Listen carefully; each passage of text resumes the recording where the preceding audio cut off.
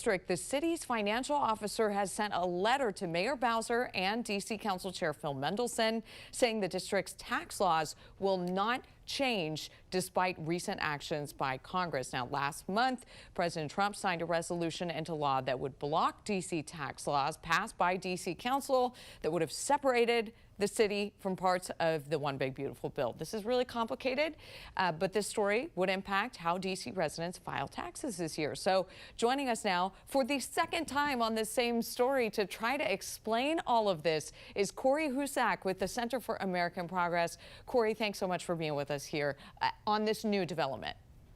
Yeah, no, thanks for having me. Happy to break it down. Yes, and we need the help because I do want to drill down on how this all started. But let's start with this newest development, the letter.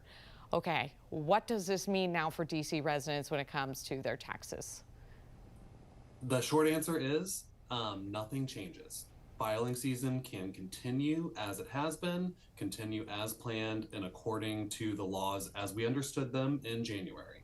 So the good news is if you've already filed your taxes, you don't have to change anything. And if you want to file your taxes, the rules are still the same as they were on the books before. Back to square one after all of this. And let's go back to the beginning there, Corey, because this is complicated. This is back and forth.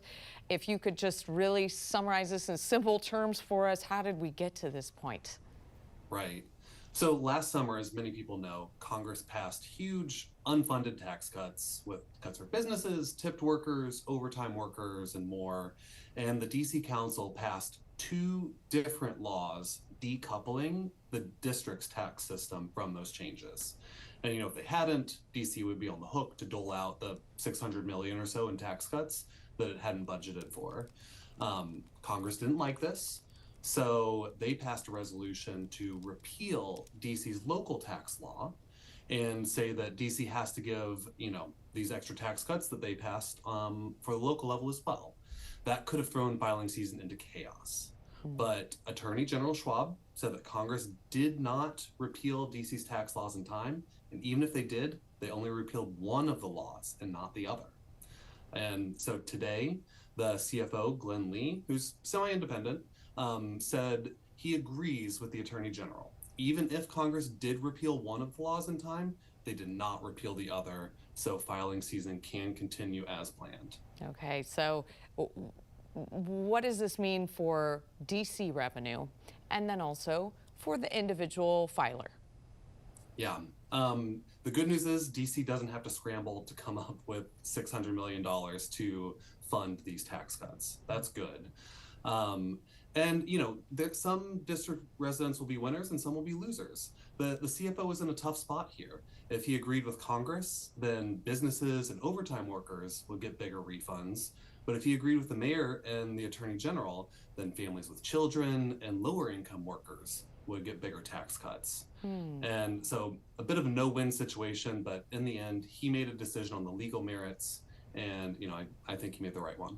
Any recourse for some of those residents saying, oh, this didn't actually work out in my favor, I'm not in that camp? Anything they can do other than just maybe kind of being disappointed at the turn? With winners and losers on both sides, I would be very surprised if someone doesn't file a lawsuit and try and say, no, I'm entitled to these tax cuts that, I thought Congress authorized last month. And so, I wouldn't be surprised to see, somebody take that up in court, and then, we may be back in the chaos. AKA, we have not seen the end of this. Okay, so the letter, we know home rule, you explained the 30-day period there, how that factors into all of this. Do you anticipate this letter is going to stand, or do you think we'll see Congress come back and challenge this their turn now? It's predicting what Congress is going to do is always a fool's errand. But,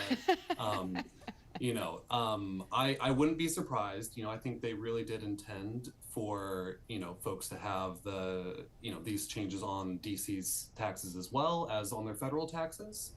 So I wouldn't be surprised if they try, but, there's strong legal arguments that, they only repealed one of the laws that the district enacted. Okay, so best advice now for those in the district, maybe they still haven't filed, Maybe they're waiting on their return. What should they be watching for, just double checking as they kind of move forward in this process? I know you said now we're back to normal, but anything they should do maybe as a precaution right now? You know, the tax laws still stand. You still have to file your taxes by, the April 15th deadline. You may still have, refunds out there that are unrelated to the changes going on here. So, advice is still, file your taxes. We as district residents can't control, what happens in the courts, what happens in, what Congress does in the future. But for now, the CFO has said, this is a law as it stands, and the law that I'm going to enforce. So, file your legally obligated taxes, and maybe in the future there'll be a surprise. Let's hope not. But it is unfortunate that DC residents, among all the people in the country, have to deal with this kind of chaos here. Indeed, that is just a very unique experience, unique to only the district. Corey Husak with the Center for American Progress, thank you so much for joining us to kind of break this all down and show us where we're at as of right now. Thank you.